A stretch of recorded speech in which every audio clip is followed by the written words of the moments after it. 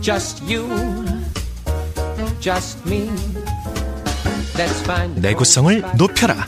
to cotton wool. Oh, gee, 극한의 온도를 이겨라. what are my arms? 엔진의 토탈 쿼츠하라. Your imagine. 엔진의 나이를 잊게 하는 기술. 토탈 쿼츠 엔진 오일. 엔진을 더 젊게, 더 오래. 공공기관 채용정보의 모든 것. 2016 공공기관 채용정보 박람회가 11월 28일부터 29일 서울 코엑스 디올에서 개최됩니다. 박람회장에 방문하시면 2017년 공공기관별 채용정보를 한눈에 볼 수 있으며 최근 확대되고 있는 NCS 채용에 대한 궁금증도 해소할 수 있습니다. 청년 구직자 여러분의 많은 관심 바랍니다.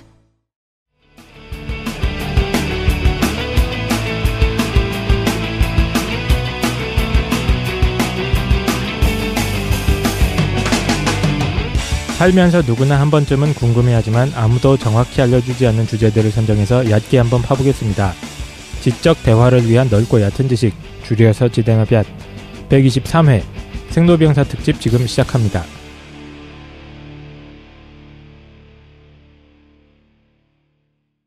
한 주간 잘 보내셨습니까? 오늘 이제 새로운 주제 생로병사 시작한 날인데 자기소개로 시작한 날입니다. 뚜둥.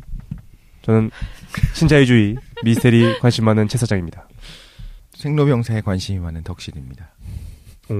오. 모든 국민들 지금 불안에 떨고 계시지 않습니까?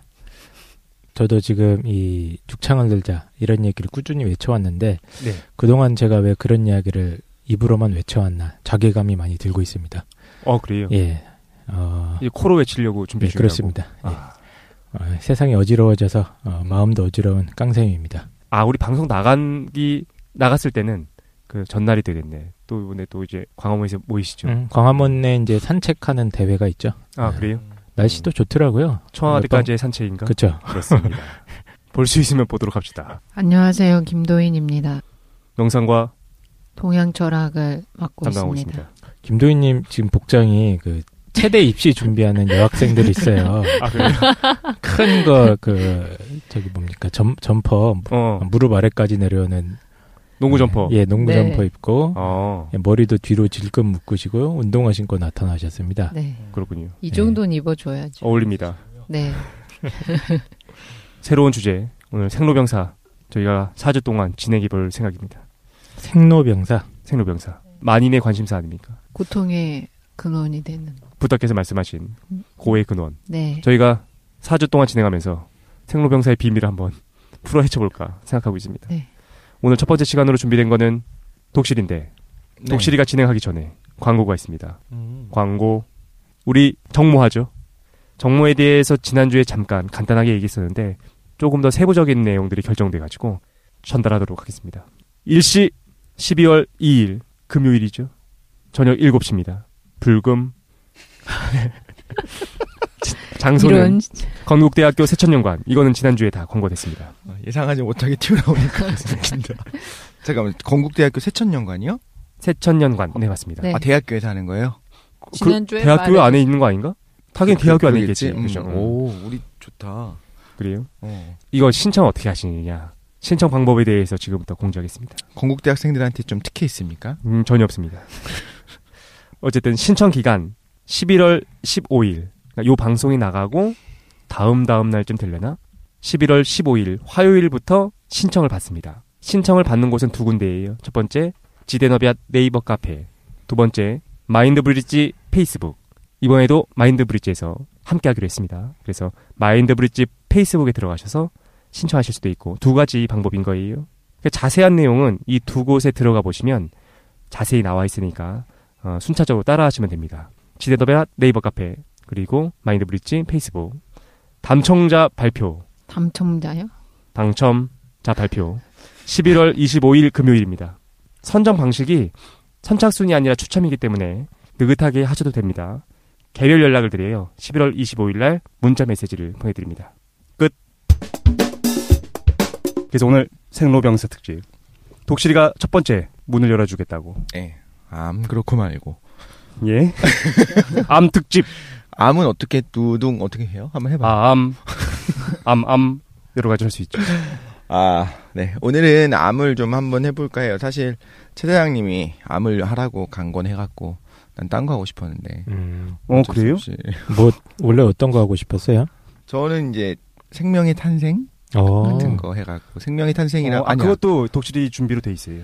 그게 걱정 안 너무 해도 됩니다. 거창하니까 근데 그런 거보다는 그냥 궁금하지 않나요? 뭐 예를 들면 정자와 난자가 만나서 생명이 만들어지고 수정란이 되고 얘가 발생하는 과정이 어떻게 사람이 어떻게 되는지 그런 거를 언젠가 다 알지. 다 경험했잖아. 다 경험해봐서 알고 기억이 안 나. 기억 다 납니다. 잘 의식 속에서 보면 다 나. 이러면 이제 최 사장님이 뭐 할지 알 것 같아요.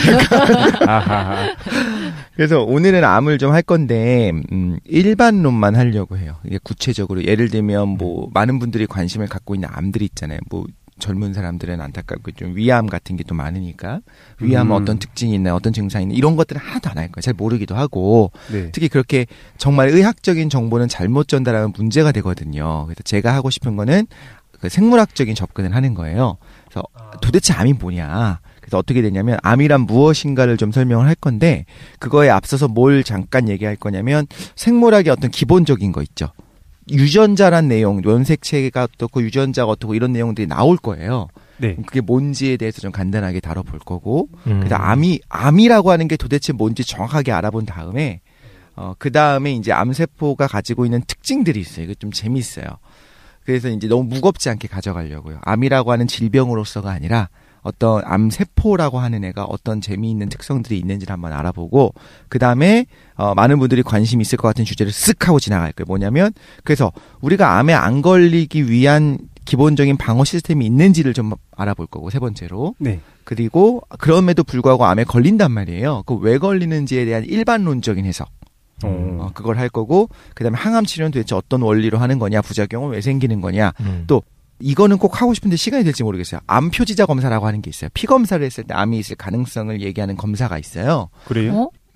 요즘은 그런 걸 보고 피 검사 수치를 보고서 뭐 이제 정밀 검사, 조직 검사 들어가는지 안 들어가는지 이런 것들을 좀 하기도 하는데 그 검사의 신뢰도를 좀 볼 거예요. 이게 통계의 함정이에요. 그래서 이 부분이 재미있기 때문에 이 부분은 뒤에 가서 이제 시간이 되면 이 주제를 다 다루려면은 최소 2주일은 필요할 것 같은데 24부작인가요 이거? 아마. 감사합니다. 암 특집으로 그럼 하다가 안 되면 안 한다. 의학적인 측면에서 암이 아니라 네. 생물학적인 측면 그리고 그렇죠. 일반론적인 측면에서 암. 네, 암세포. 그리고 이런 베이스를 깔고 있을 때 나중에 이제 질병으로서의 암의 정보를 접했을 때 좀 이해가 이해할 수 쉬운 있으니까. 부분들이 있어요. 저희가 그래서, 생로병사 특집인데 사실 암으로 고생하시는 분들 혹은 저희 주변에 암 환자가 있는 친지나 가족분들이 있는 분들 거의 대부분 아닙니까? 요즘은 사망의 원인 중에 거의 3분의 1 정도가 암이 되기 때문에 뭐 뉴스에서 뭐 정복됐다. 뭐 그건 뭐야? 암 정복됐다. 정보가 안 됐죠. 인류의 이제 숙제인 것 같아요. 암이라고 하는. 그러니까 왜 그런지 다른 질병과 다르게 암이 왜 그런지에 대한 이야기를 들으면 이제 그게 왜 어려운지를 알기 좀 쉬운 것 같아요. 내가 보는 미디어 이런 데에서는 암이 정복된 걸로 나오는데. 그렇군요. 몇 년도 뭘 보는 거냐? 미래에서 뭘 보고 있어서 알겠습니다. 그래서 저는 이 방송이 듣는 분들에게 실제적인 도움은 안 됐으면 좋겠다. 개인적인 바람으로는 그냥 어떤 지적인 우리의 욕구가 있잖아요. 네. 암이라는 게 어떤 건지 아는 거 정도에서만 됐으면 좋겠다는 간절한 바람을 가지고 좀 준비를 했습니다. 기대됩니다. 네. 그럼 암이란 무엇인가부터 갈게요. 모든 분들이 이해할 수 있게. 정확한 이름은 악성 종양이에요. 많이 들어보셨죠? 진짜? 네. 암이라고 하는 건 악성 종양입니다. 나 다른 거라고 생각했는데. 두 개가 종양, 암 다른 건 줄 알았지? 종양과는 다를 수 있죠. 그러니까 종양이 두 개가 있어요. 양성이 있고 악성이 있어요. 그래서 뭐 드라마라든가 혹은 뭐 조직 검사라든가 뭐 여러 가지 건강 검진을 하다 보면 이런 얘기 나오죠. 종양이 발견돼서 조직 검사를 해봐야 돼. 그래서 걔가 양성이면 괜찮고 악성이면 암이니까 위험해. 이런 이야기들을 한단 말이에요. 아, 그렇구나. 네. 그러면 그 종양은 도대체 뭐고 악성과 양성이라고 하는 게 도대체 뭐냐면 종양은 그냥 신체 조직이 과잉 성장을 해서 막 성장을 막 하는 거예요. 네, 그렇게 만들어진 덩어리. 혹이라고 하면 돼요. 혹이랑 종양은 동일한 겁니까? 혹이라고 하는 건 일반적으로 우리가 얘기하는 거고 의학적으로 이제 종양이라고 이야기를 해요. 종양이 생겼다. 종양이 과잉 났다. 생산된 거. 네, 막 어떤 이유로든 막 이렇게 불어난 거예요. 네. 그래서 이제 혹이 생긴 건데 양성은 뭐냐면 그냥 어느 정도만 크고 전이가 안 되는 식으로 생긴 말 그대로 혹이에요. 혹. 네. 걔는 그냥 양성이에요. 괜찮아요. 혹은 근데 왜 양성이라고 불러요?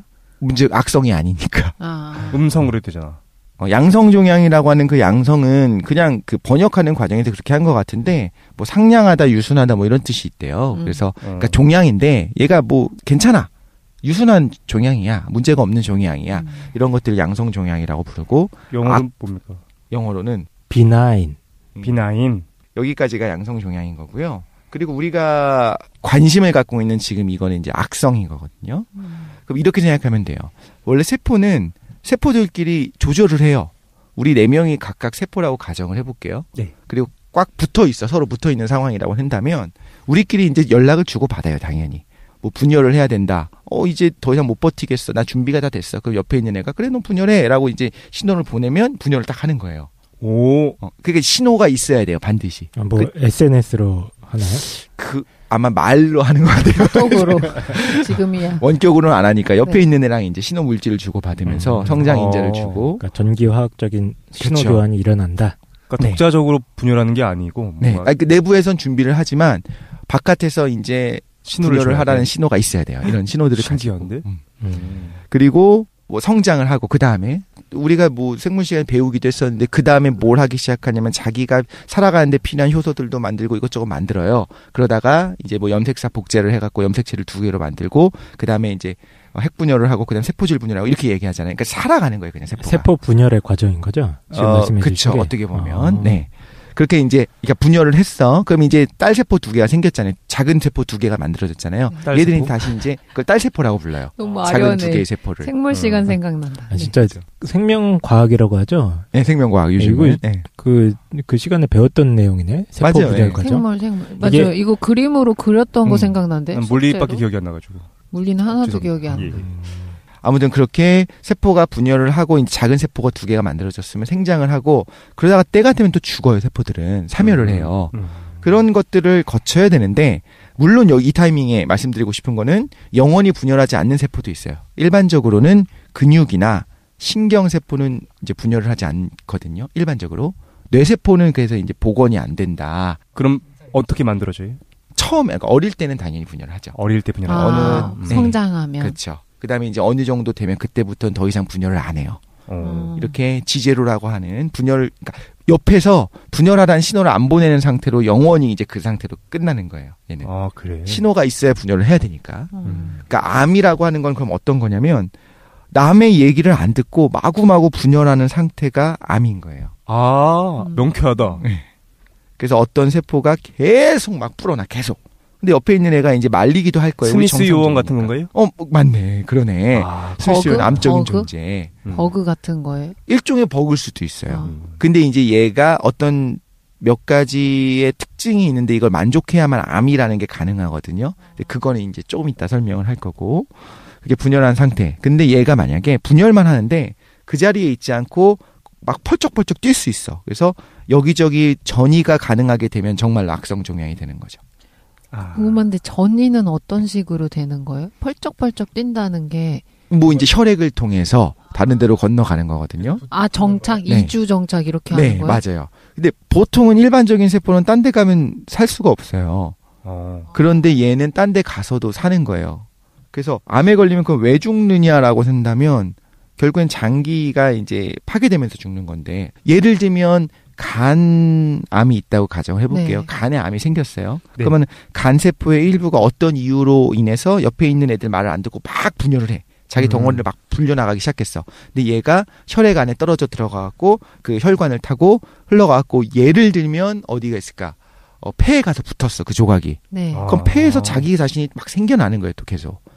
아, 그럼 폐에서 간세포가 생겨나는데 암화되어 있는 간세포, 미분화 상태의 간이 막 자랄 거 아니에요. 이상하잖아요. 말도 안 되는 거거든요. 그런데 폐에서 그러면 간세포, 간암 간에 암세포가 자라는 거죠. 그렇구나. 그럼 이제 폐는 위축될 거고 원래 기본적으로 기능을 해야 되는 그 장기의 그 기능을 제대로 못 하게 되고 침투하면서 이제 파괴하고 그러면서 이제 결국엔 사망을 하는 거죠. 그러니까 이제 서양 의학에서 이걸 개봉 뭐라고 해야 돼? 몸을 열어가지고 네. 그걸 잘라내는 것도 굉장히 타당하네. 그렇죠. 근데 아. 이제 이런 건 있어요. 예. 이건 의사 선생님들이 이제 쓴 글들을 보면 나오는 건데 어느 정도 전이가 되는지 모를 때가 있어요.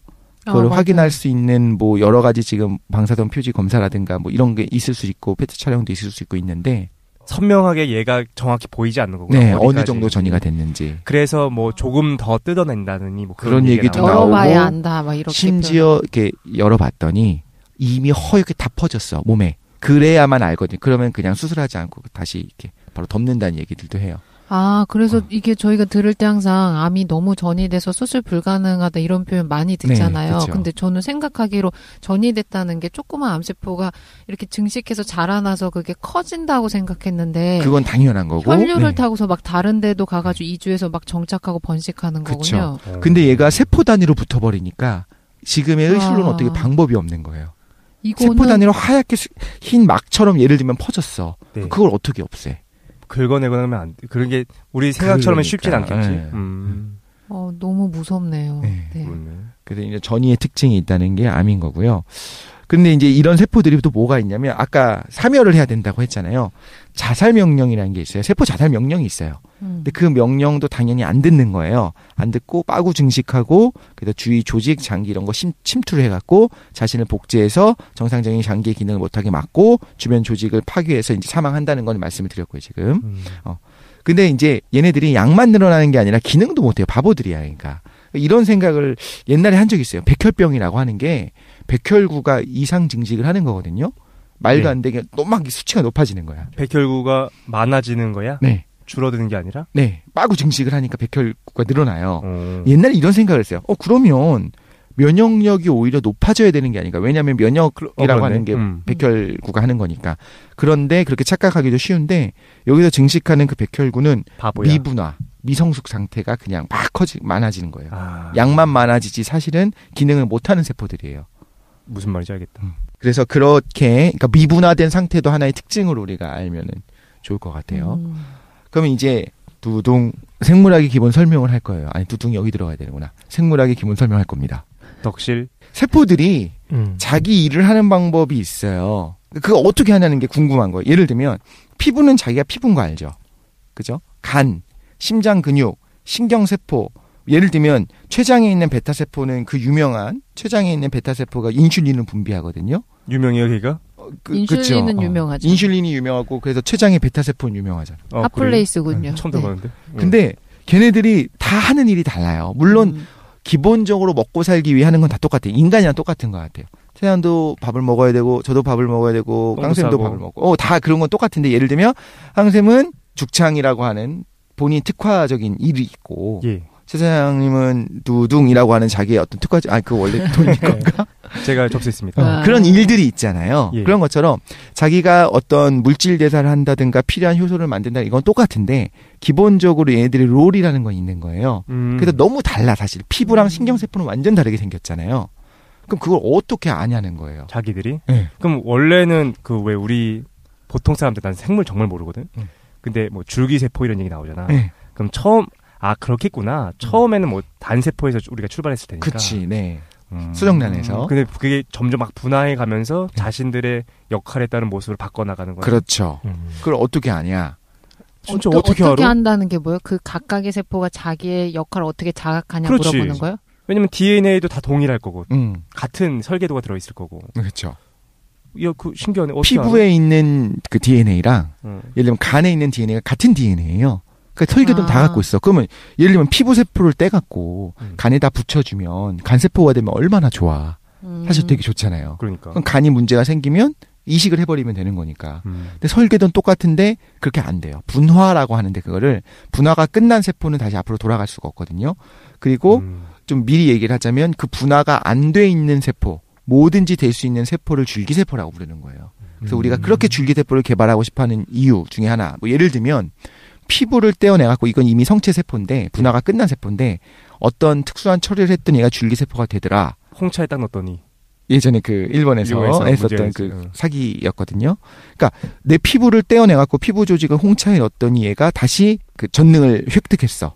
옛날 초기 세포로 돌아간 거야. 그렇죠. 줄기세포가 됐어. 그러면 예를 들면 내가 심장이 문제가 생겼다. 그럼 그 부분에다 이 피부 분말을 살살살살 발라주면 걔가 심장이 돋아날 수도 있는 거예요. 심지어 어떤 극단적인 예로는. 그래서 지금 줄기세포를 연구를 그렇게 하는 거예요. 없어진 장기를 만들 수 있으니까. 아직도 개발 중에 있는 거죠. 그쵸. 아직까지는 뭐 황우석 박사가 성공할 수 있었다 뭐 이런 얘기를 했었는데. 그때 그랬으면 대박이었을 텐데. 그치. 근데 그거는 개발돼도 문제 아니에요? 그럼 사람이 죽는 거 자체가 불가능해질 수도 있잖아요. 그렇지. 노화를 점점 이제 기술이 발전되면 막을 수 있지 않을까? 근데 그 부분에 대한 게 이제 조금 이따 나올 거예요. 왜냐하면 세포가 수명이 정해져 있어요. 그래서 고장난 장기를 대체하는 대체도. 거는 가능하겠지만 전체적인 노화를 막을 수는 없을 것 같다는 생각이 저는 개인적으로 들어서. 왜 하나씩 대체하면 되지. 세포를 근데 다요? 이제 이게 아까랑 똑같아. 그 암 덩어리가 모여 있으면 제거가 가능한데 하얗게 퍼져 있으면 그게 불가능한 것처럼 전체적으로 노화가 진행된 경우에는 좀 어려운 것 같아요. 어쨌든 알겠습니다. 흥미롭구만. 그러면은 이런 구조가 있어요. 정자와 난자가 만나면 일단 수정란이 되는 건 다 알고 계시죠? 그랬어요? 세상에나. 아까 단세포라고 얘기했던 게 알았어. 수정란이야. 걔가 분열을 하면서 분열 과정에서 막 그 들어보셨을 거예요. 2세포기, 4세포기, 8세포기, 뭐 포배기, 낭배기 막 이런 거 들어봤었잖아요. 네네. 포배기. 포배기 하니까 기억나네. 분열하면서 막 이렇게 세포의 양이 많아지고 있어요. 개수가 많아지고 있는 상태인데 이때 화학 물질의 농도 차이가 발생해요. 처음에 정자가 어디로 뚫고 들어왔느냐에 따라서 농도 차이가 살짝 생기거든요. 그러니까 그렇게 생각하면 돼요. 하나의 수정란이라고는 이야기는 하지만 어느 방향으로 들어왔는지에 따라서 농도가 살짝 차이가 있었어요. 들어온 방향과 들어오지 않은 방향으로. 그걸 갖고 결정이 돼요. 어디가 앞이 되고 뒤가 된다 이런 것들이. 진짜 생각지도 못하는 방식이었네. 신기해요 그게. 농도 차이라고 하는 거는 누구 농도예요? 어떤 정자의 물질. 농도? 아, 어떤 물질의 농도가 그 물질의 구체적인 이름까지 뭐 상관은 없는데 그러니까 방향을 가지고 정해져요. 그 순간 이미 어느 부분이 앞이 된다, 배가 되고 어디가 뚫고 등이 들어간 되고. 데가 배꼽이 되나? 그런 건 뭐 어쨌든 그런 게 아니에요. 아니지만. 아닙니다. 그거는. 그러니까 그 순간에 그 미세한 차이가 네. 어떤 사람은 원빈이 되고 어떤 사람은 저처럼 태어나고 이거 아닙니까? 그건 아닌 것 아니에요. 같고. 네, 그건 아니고. 아니야. 어디가 앞면이 되는지에 대한 그렇죠. 문제인 것 같은데. 네. 그건 이미 결정돼 있는 거 아니에요? 그렇지, 정자 단계. 이미 결정돼 있는 거야. 정자가 승리하면서. 손댈 수 없을 정도로 아쉬워할 결정돼 필요가 있어. 없어 그거. 그래서 이제 자기 위치를 파악을 하기 시작해요. 그러면서 이제 분화하기 시작하는 거예요. 그러면서 뭐 외배엽, 중배엽, 내배엽 이런 얘기 들어보셨잖아요. 처음 들었습니다. 그래서 이제 아니, 좀 기억나는데. 어느 부분이 뭐 네. 피부가 될 건지 내장이 될 건지 신경이 될 건지 이런 것들이 이제 결정이 되는 거예요. 근데 그러니까 어떻게 아느냐라고 이야기했기 때문에 제가 말씀을 드리자면 처음에는 초기에는 어떤 물질의 화학 물질의 농도 차이에서 농도가 진한 애는 어느 부분이 되고 연한 애는 어떤 부분이 되고 이런 식으로 처음엔 초기에 정해져요. 오케이. 왜냐하면 세포 간에 연락을 해야 된다고 얘기를 했는데 제가 처음에 세포가 하나 혹은 두 개인데 무슨 연락을 할 게 뭐가 있어. 그렇잖아요. 그죠? 그때는 농도를 갖고 이게 정해지기 시작하는 거고요. 그때 이제 농도를 교란을 시킨다면 예를 들면 농도 9배가 생성이 돼야 돼요. 좌측에서 우측으로 어떤 이렇게 예쁘게 농도가 여긴 진하고 점점 연하게 이제 그라데이션이 형성이 돼야 되는데 그걸 인위적으로 좀 바꾸게 되면 또 다른 형태가 되는 거죠. 와 진짜. 그러면은 막 팔이 두 개가 되거나 그럴 수도 있는 건가? 팔이 두 개가 되는 형태랑은 조금 다르지만 뭐 여러 가지를 그때 이제 그런 것들을 건드려 보면서 생물학이 이제 발전을 하고 되는 거죠. 물론 인간을 갖고 한 건 당연히 아니지만 다른 세포들을 갖고 했겠지만 아무튼 수정란이라든가 2세포기, 4세포기, 8세포기 뭐 혹은 포배기, 낭배기 이런 애들은 뭐든지 될 수 있는 세포예요. 당연히. 그렇죠? 왜냐하면 세포가 지금 4개 있는 4세포기가 됐어요. 그럼 이 세포가 분열하면서 나중에 뭐도 될 거고 모든 게 다 될 수 있어야 되잖아요. 아, 그렇구나. 그러니까 얘네들은 뭐라고 부르냐면 전능줄기세포라고 불러요. 전능줄기세포. 네. 줄기세포의 줄기는 말 그대로 그 잎 줄기 뿌리 할 때 그 줄기예요. 중간 단계.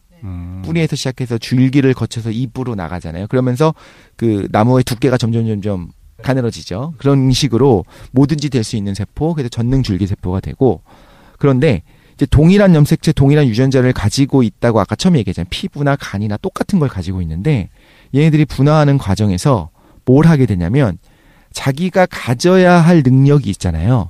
그 외에 다른 부분은 스위치를 꺼요. 그게 유전자의 스위치가 있어요. 염색체에 그 스위치들을 꺼버려요. 말하자면. 전능줄기세포는 스위치가 다 켜있겠네? 그렇죠. 다 켰다고 생각하면 되는데 그것도 이제 정확히 말하자면 다 켰다기보다는 전능한 부분에 이제 켜져 있는 거겠죠. 가능된 거죠. 오케이. 알겠습니다. 모든 게 가능한 상태. 그래서 이제 그거를 다른 부분의 스위치를 끄니까 한번 껐으면 어떻게 되냐면 한번 분화가 된 애들은 이제 전능성을 잃어버려요. 스위치가 꺼졌으니까. 그러니까 우리가 원하는 건 뭐냐면 다시 키는 다시 방법을 키는 찾고 방법. 싶은 거예요. 그래서 두 가지로 연구를 하는데 줄기세포 연구는 성체 줄기세포, 우리가 알고 있는 이런 피부를 떼갖고 다시 전능성을 획득하게 하는 그런 연구를 하는 게 있고, 예전에 황우석 박사가 했었던 배아 연구는 줄기세포. 배아 줄기세포였어요. 근데 배아 줄기세포는 윤리에 문제가 있을 수 있어요. 왜냐하면 내버려두면 생명이 될 수 있는 세포이기도 하고, 배아를 채취하는 과정에서도 이제 여성들의 몸에 무리를 주기도 하고, 인간의 말 그대로 배아를 가지고 하는 실험들은 윤리적인 문제가 대부분의 나라에 이제 규제가 있거든요. 그런데 성체 줄기세포는 아무 문제가 없는 거예요, 사실. 그렇지. 내 피부 조각을 좀 떼어내갖고 그걸 다시 이식한다니 그게 무슨 윤리적인 문제가 있어. 근데 이런 부분들 전능성이 있느냐 없느냐. 근데 정확히는 단계에 따라서 처음엔 전능성이 있고 그 다음은 만능성이 있고, 그러니까 약간의 전능성을 잃어버렸어. 예를 들면 아까 전능 만능으로. 그 다음에 나중에 이제 다능성까지 가요. 근데 독실님이 항상 생물 쪽 얘기해 주실 때 신기한 게 이게 한자용어를 정말 많이 쓰더라고요. 그래요? 네네.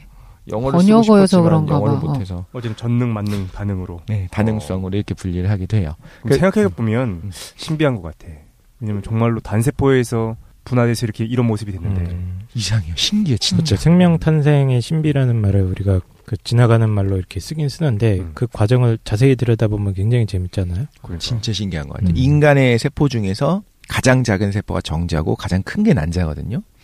이 두 개가 진짜 그 작은 눈에 보이지도 않는 애들이 만나서 그다음에 커지는 거잖아요. 아직 우리가 다 아기가 없어가지고 그 과정을 겪어보지 못했지만 신기한 것 같아요. 정말. 근데 어쨌든 지금 말씀해주신 부분이 세포 분열 과정인 거잖아요. 그 그렇죠. 과정 자체가 일종의 생명체가 탄생해서 죽어가는 그 비밀을 응축하고 있는 게 그 과정 아닙니까?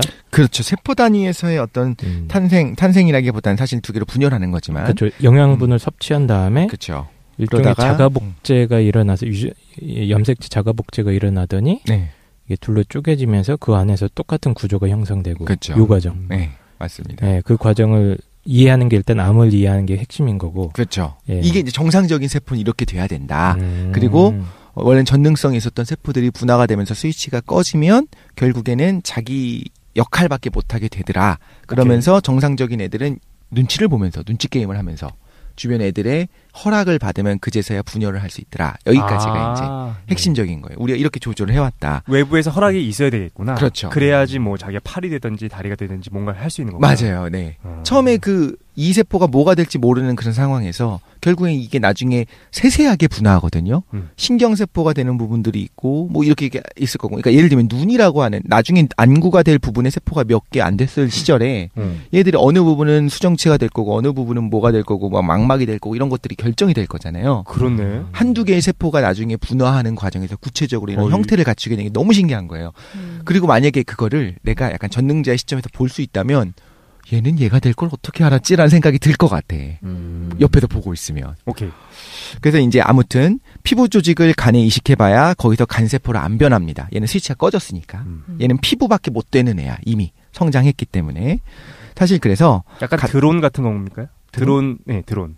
스타크래프트 드론이 얘가 뭐가 될지 모르잖아. 가스 스테이션이 될지. 잘못 아니면... 이야기하신 것 같은데 그 애벌레 말을 쓰는 거죠? 아니 라바. 드론이 건물로 바뀌잖아. 맞아요. 건물로 바뀌니까. 그렇죠. 근데 예를 들면 해처리가 된 드론은 이제 레어랑 하이브밖에 못 돼. 그만해. 결정됐어. 저희가 지금 20년 전 게임을 이야기하고 있습니다. 근데 너무 생생하다. 그래서 몰라. 네. 아무튼 저거밖에. 같은 염색체, 같은 유전자를 가지고 있지만 분명히 일부 스위치는 켜져 있고 다른 부분은 꺼져 있는 상태이기 때문에 이식해도 안 되더라라는 거고. 그러면 어떻게 보면 암은 그 전능성을 다시 회복한 거냐? 근데 사실 그 부분은 좀 다른데 이제 볼게요. 그럼 이제 세포는 뭐 해 먹고 사는지도 잠깐 설명을 할게요. 세포가 뭐 해 먹고 사는가? 네, 뭐 하냐, 뭐 하고 있냐 걔는. 그러게요. 직업이 무엇입니까? 진짜 그러네. 뭐 하고 있습니까, 얘네? 세포는 물질 대사를 한다고 하잖아요. 그래서 이제 ATP라고 하는 에너지원이에요. 에너지원을 합성하면서 살아요. 기본적으로 ATP요? ATP 에너지라고 하는 ATP. 그거는 그거 기억나는데? 생물 시간에 배웠던 아데노신 트리포스페이트. 네. 거짓말하지 마. 아니 ATP는 많이 저거 들어보셨을 수도 기억나는데? 있어요. 저 생물 좋아해가지고. APT는 많이 들어봤는데 주소 쓸 때 APT는 좋은 데 살았구나. 아파트요? ATP. 응, ATP. 저도 기억이 가물가물하네요. 난 기억이 안 난다. 배우기는 했어요. 오케이. 포도당을 ATP로 만들어내거든요. 포도당은 너무 단위가 커요. 우리가 포도당이 에너지원이라고 생각하는데 포도당은 너무 확 하고 다 폭탄 같은 애야. 그래서 걔를 갖고 사용하기 힘들기 때문에 ATP로 쪼개 놓게 되거든요. 해당 과정과 뭐 TCA 회로를 거쳐서 전자전달기를 거쳐서 이렇게 생각하면 돼요. 5만 원을 최사장님한테 줘요. 예를 들면 용돈으로. 네. 최사장님 부모님이 항상 5만 원씩을 드리는데 그러면서 뭐라고 이야기하냐면 남기는 건 없어 라고 하면 최사장님이 예를 들면 까까를 사 먹으러 가서 왜 깎아를 사면 주식 투자를 해야죠. 어린 제사장이 아, 3살의 제사장, 5살의 제사장이 과자를 사러 가고 예를 들면 오늘은 너무 짱구가 먹고 싶어. 짱구를 사면서 5만 원을 내야 돼. 무조건. 거스름돈이 없는 상황인 거예요. 세포가 그래요. 네. 그러면 짱구 하나를 사면서 5만 원 내기 좀 아깝고 그렇다고 짱구를 5만 원어치 사는 것도 좀 이상하고 그러니까 이런 불편함이 있는 거예요. 그래서 어떻게 했냐면 독실이가 옆으로 가갖고 내가 1,000원짜리 20장으로 바꿔줄게 라고 이야기를 했어요. 그럼 5만 원인데 1,000원짜리 20장이면 손해잖아요. 그렇지. 그런데 그게 더 유용한 거예요. 아무튼 1,000원짜리 20장을 가지고 있는 게 짱구를 20번에 걸쳐서 사 먹을 수가 있으니까. 그렇구만. 그러니까 이런 형태로 바꾸는 게 바로 포도당을 ATP로 바꾸는 ATP. 거예요. 그러니까 단위를 쪼갠 거죠. 세포는 바보다. 5만 원을 2만 원을 바꾸고 삥 있다. 뜯겼다 이거네요. 삥 뜯겼다. 효율성이 좀 낮다라는 건가? 근데 그게 결과론적으로는 더 효율적인 그게 더 거예요. 효율적이다. 한 번에 5만 원밖에 못 쓰고 거스름돈 넌 더 이상 가질 수가 없어. ATP로 바꿔주는 건 누가 해주는 겁니까? 그게 이제 ATP가 일을 하게 되면 ATP로 변해요. ATP는 트리포스페이트고 ATP는 다이페이트거든요. 예. 네. 그래서 인산기가 3개가 붙어 있으면 TP고 예. 2개가 네. 붙어 있으면 DP예요. 이게 뭔가 하나를 설명하기 위해서 다른 설명 붙일 때마다 도토할 것 같아. 거기 나온 단어가 무슨 제가 말이지? 알기로는 이제 그 악순환이야. 산소 호흡이랑도 연계가 돼 있고 맞아요. 예, 그런 거에 다 ATP가 연결돼 만들어지는 있어요. 거예요. 네. 뭐 미토콘드리아 걔네가 만드는 거 맞아요. 아닌가요? 전자전갱들을 통해서 만드는데 그럼 이게 간단하게 예. 설명해 볼게요. 아데노신이라고 하는 게 있는데 아데노신에 아데노신? 그런 게 있어. 이거 있는데 뭐 거기에 있나 보지 뭐. 그 마이너스 전하를 띠고 있는 인산기 3개를 붙여 놓은 거예요. 그게 ATP예요. 그럼 뭐 이거 붙여 있나 보지 뭐. 근데 봐봐. 마이너스를 띈 애들이 3개가 연달아 붙어 있어. 아, 그럼 뭘 하려고 하겠어요? 플러스. 그러니까 마이너스 3개가 같이 있으니까 얘는 밀어내는 힘이 있는 거예요. 예.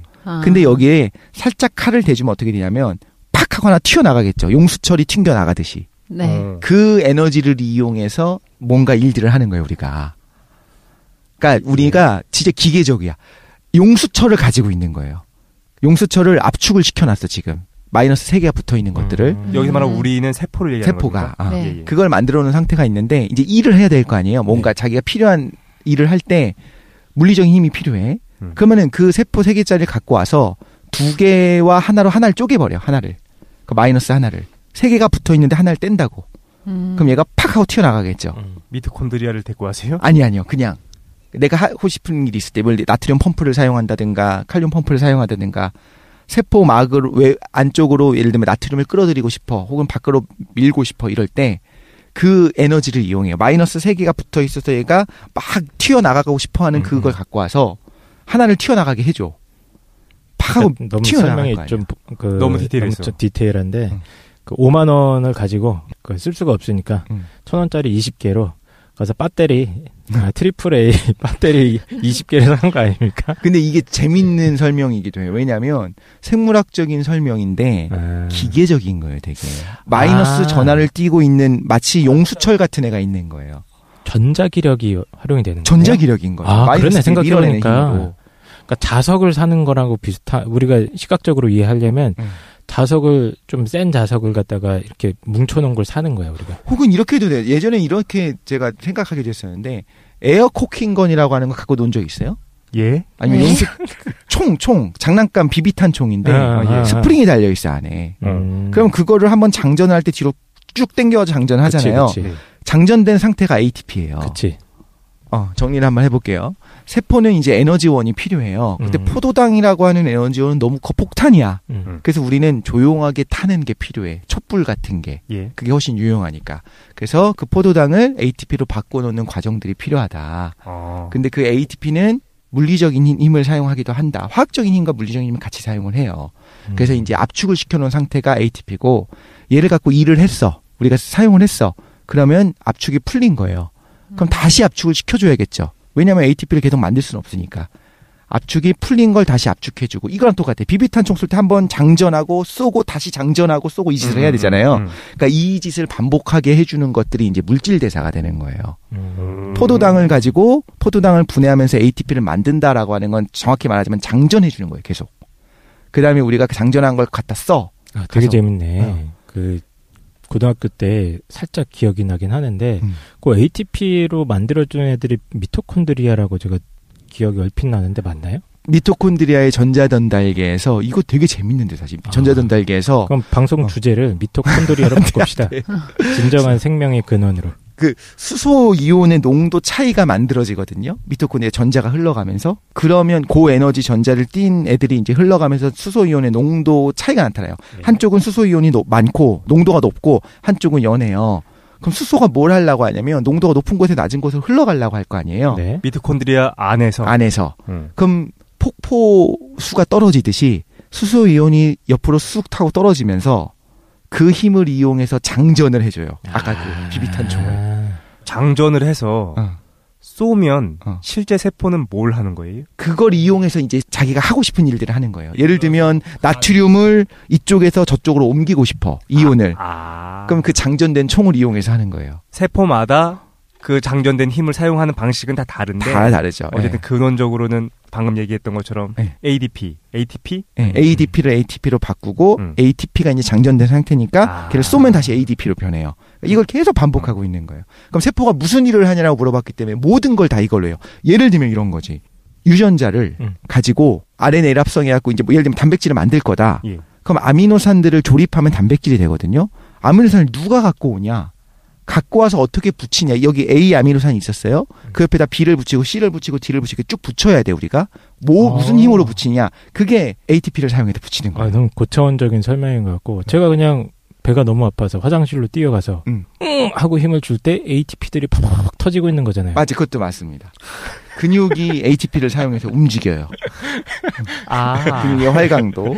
그렇군요. 네, 뭐 DNA 합성도 ATP를 사용할 것이고 다 모든 그 에너지원이 알아서 되는 것은 아니고 뭔가 이제 연력하게 위배되는 행동을 할 거 아니에요. 저희가 그래서 이 세포의 신비를 조금 이해하고 있는 것 같아요. 0.1% 정도 저희가 이해를 한 것 같은데 어쨌든 간에 이제 이런 ATP 에너지를 활용하는 이 세포들이 결국에는 이제 이 분열을 하고 뭐 복제하고 이 과정도 정말 신기한데 이건 다 제껴야 될 것 같고. 아무튼 그러면 구체적인 거랑 상관없이 세포는 물질 대사하면서 ATP를 합성하고 살아요. 네. 그리고 그 합성한 ATP를 사용해서 이제 사는 거예요. 먹고 사는 거예요. 근데 걔가 살아가면서 필요한 게 있겠죠. 효소, 단백질 이런 것들이 필요해요. 효소가. 그럼 그걸 어떻게 만드느냐? 자기가 합성을 해요. 스스로. 뭘 보고 합성하냐는 거야. 얘가 예를 들면 인슐린이 필요해. 예를 들면 인슐린은 뭘 보고 만드냐는 거예요. 인슐린의 설계도가 있어야 만들 거 아니에요. 그죠? 뭘 보고 만드느냐? 네. 신의 음성? 그게 이제 직관? 신의 음성이 이제 돌판에 새겨져 있잖아요. 예. 그게 이제 염색체입니다. 우리가 알고 있는 그 핵 안에 들어있는 염색체라고 하는 거, 유전자라고 하는 게 도대체 뭐냐? 이렇게 생각하면 유전자는요, 단백질의 설계도예요. 얘가 너네가 살아가면서 필요한 거, 예를 들면 인간이 유전자가 2만 개 정도가 있다고 이야기를 해요. 그럼 2만 개는 뭐냐면 2만 개 정도의 단백질을 만들 수 있는 설계도인 거예요. 2만 종류. 그렇죠. 근데 실제로는 더 만들 수 있어요. 왜냐하면 한 번에 번역해서 만들어진 단백질을 막 잘라가면서 여러 개 쓰기도 하고 RNA가 만들어진 과정에서 RNA를 또 뭐 스플라이싱을 하기도 하고 그러니까 여러 가지 방법을 통해서 불려요. A를 만들 수 있고 B를 만들 수 있다고 하면 AB를 만들기도 하고 BA를 만들기도 하고 막 ABC를 만들 수 있으면 AC를 붙이기도 하고 이러면서 다양한 종류의 어떤 단백질을 만들거든요. 네. 그래서 아무튼 중요한 건 뭐냐? 유전자 맨날 얘기하는데 유전자는 뭐냐 하면은 바로 단백질 설계도다라고 이야기를 하시면 돼요. 그러면 이렇게 생각할 수 있어요. 최 사장님이랑 저랑은 좀 다르게 생겼잖아요. 그죠? 네. 키도 다르고 눈도 다르고 코도 다르고 비슷하지 뭐 눈 두 개, 코 하나. 근데 비슷하잖아. 다른데 최 사장님이랑 나랑은 아마 유전자 99.99%가 1차일 거라고. 같은 한국 사람이고 하니까. 어쩐지 독실 보는 순간 잃어버린 동생을 보는 그런 느낌이었어요. 근데 그 99.99%가 뭐냐? 생긴 게 99.99%가 같진 않잖아요. 그럼 뭘 말하는 거냐면 세상의 세포가 만드는 그 유전자를 나도 가지고 있는 거고 최 사장님이 만드는 인슐린을 나도 만드는 거고 최 사장님이 만드는 어떤 그런 단백질을 나도 만든다는 뜻이에요. 그럼 이렇게도 생각할 수 있는 거예요. 그 사람과 원숭이가 뭐 유전자의 유사성이 98% 얘기하잖아요. 네. 생긴 게 다르잖아. 비슷한데. 생긴 것도 비슷한가? 그럼 이렇게 얘기할게요. 고양이랑 사람이 한 90% 정도가 일치해요. 유전자가. 고양이랑? 네. 네. 초파리랑 한 70%가 일치해요. 인간이랑. 초파리 보면서도 동생 같았어. 뭐 벼 같은 애들 있잖아요. 예. 벼. 말 그대로 우리가 먹는 쌀. 걔네들이랑도 어느 정도 유사하거든요. 잘 안 먹히더라고 그래서. 뭐가 유사하다는 거냐? 걔네가 만드는 단백질과 우리가 만드는 단백질이 일치하는 게 그만큼 있다라는 거예요. 그러니까 말하자면 형태가 닮았다는 게 아니라. 그렇죠. 형태를 결정하는 거는 아까 말한 것처럼 스위치를 켜고 끄는 과정에서 만들어지기 때문에 유전자가 일치한다는 게 유전자가 비슷하다는 게 그렇게 중요하냐? 오히려 그거보다는 스위치가 중요하다라는 거에 이제 핵심을 두어야 된다라는 견해들도 있어요. 이제는. 그러면 우리가 이제 기술이 많이 발전해서 이론적으로만 보면 우리가 스위치를 전체적으로 조절할 수 있다. 네. 그러면 별을 갖고서도 인간을 만들 수도 있겠네. 왜냐면 근데 그게 불가능한 게 70%만 가지고 있으면 없는 게 지금 30%잖아요. 그렇죠. 벼는 훨씬 작아요. 근데 이제 벼에 있는 유전자들을 잘 조작을 하면 벼가 움직이는 형태가 되도록 할 수 있나? 운동 단백질이 있나 간에 근육이 되도록 하는 만약에 유전자가 숨어 있다고 한다면 예. 걔가 막 근육을 가진 벼가 생기게 할 수도 있겠죠. 그걸 키게 한다면. 근데 어떤 형태가 될지는 아무도 모르죠. 예를 들면 사실 근육에 관련된 단백질이 벼 안에 있어. 예를 들면. 네. 근데 그걸 막 켜줘 우리가. 그 다음에 이제 어떻게 되는지 구경하는 거야. 지켜보는 거야. 어떤 형태가 될지는 몰라. 존에 끔찍하구나. 근데 없으니까 일단 벼가 그 근육이 될 만한 거는 없지 않을까요? 그런 생각이 그래요? 들어서. 그거 켜주면은 모내기 안 해도 되잖아요. 근데 자기가 과연 거기로 들어가고 막 줄 자라날 맞춰서. 건가. 네. 정렬한다. 그렇구만. 산낙지 먹듯이 네. 쌀알을 먹을 수도 있겠다. 눈물 나고 막. 이건 뭐 말도 안 되는 소리인데, 그러니까 네. 기본적으로는 이제 스위치도 중요하다라는 걸 얘기하고 싶었어요. 유전자의 유사성만으로는 우리가 뭐 똑같지 않냐, 비슷하지 않냐 이렇게 얘기할 건 아니고. 자, 그럼 정리를 한번 할게요. 유전자가 어떤 건지 이제 알았죠. 설계도예요, 설계도. 기본적으로 살아가는 데 필요한 코가 오똑하고 뭐 쌍꺼풀이 있고 없고 이 부분의 유전자는 너무 별거 아닌 거고, 쌍꺼풀이 있든 없든 그 사람이 만드는 단백질이나 헛쌍꺼풀이 있는 사람이나 뭐 코가 높은 사람이나 코가 뭐 낮은 사람이나 대부분 비슷한 단백질을 만들어요. 99.99%는 똑같은 걸 만든다는 거. 같은 사람이니까. 근데 이제 염색체는 뭐냐면 유전 물질이 단백질이랑 같이 뭉쳐있는 게 이제 염색체예요. 그 설계도가 아무튼 모든 세포에 다 들어있는데 이름이 왜 그렇게 붙었냐면 처음에 초기에 염색약을 떨어뜨렸던 염색이 너무 잘 되는 애들이 있더라는 거예요. 그래서 염색체가 이름을 붙였어요. 진짜? 명쾌하구만. 근데 이제 그 내용물이 그때는 뭔지 몰랐는데 얘가 뭔가 설계도인 것 같아라고는 알고 있었어요. 왜냐하면 핵분열 같은 걸 하는 과정을 지켜보니까 세포 분열하는 과정을 지켜보니까 걔네가 제일 중요하게 먼저 분열을 해서 나눠 갔더라. 딸세포가 2개의 딸세포가 자식들이 그걸 일단 재산 분할하듯이 나눠 가져가더라. 그 양이 유지되더라. 이거 되게 뭔가 중요한 거. 중요하니까 먼저 하겠지. 근데 걔가 이제 설계도라는 걸 이제 알아낸 거예요. 자, 그러면 이거는 좀 구분했으면 좋겠어. 설계도는 정보예요, 정보. 정보가 설계도예요. 그런데 그 정보를 담고 있는 그릇이 뭐냐? 그럼 진짜로 건축의 설계도는 청사진, 뭐 블루프린트라고 하잖아요. 혹은 종이, 요즘 뭐 캐드를 갖고 설계도를 만들잖아요. 그걸 뭐 구청인가 시청인가 어디 지하에 보관한다고 들었거든요. 모든 건물들에 대한 설계도들이. 그런 것처럼 뭐 하드디스크에 저장을 한다고 가정을 해볼게요. 그럼 설계도라고 하는 건 정보고 그 정보를 가지고 있는 그릇이 하드디스크인 거예요. 예. 그런 것처럼 유전자는 정보예요. 네. 인슐린을 어떻게 만드는지 그 순서가 아미노산을 어떻게 조립하면 된다라고 하는 어떤 순서로 조립하면 된다라고 하는 정보가 있는 게 유전자고 그걸 담고 있는 그릇이 있을 거 아니에요. 네. 하드디스크가. 그게 염색체구나. 그렇죠. 그게 바로 정확히 말하면 DNA. 우리가 알고 있는 DNA는 물질의 이름이에요. 정보의 이름이 아니고. 그렇구나. 하드디스크는 쇠로 만들죠. 철판으로 만들죠. 네. 그 철판을 만들어서 그 위에다가 정보를 저장할 때 예를 들면 지든레벨 mp3 파일이 들어갈 수도 있을 것이고 하나님의 말씀이 섞일 수도 있는 그렇죠. 것이고 들어갈 수도 있을 것이고 뭐 윈도우가 들었을 수 있겠죠. 그러니까 하드디스크는 그냥 그릇인 것뿐인 것처럼 컨테이너인 것처럼 DNA는 하나의 그냥 컨테이너예요. 걔가 가지고 있는 정보가 이제 유전자가 되는 거죠. 그러면 DNA랑 염색체라는 게 동의어인 거예요? 동의어는 아니에요. 정보랑 DNA랑 합치면 염색체예요?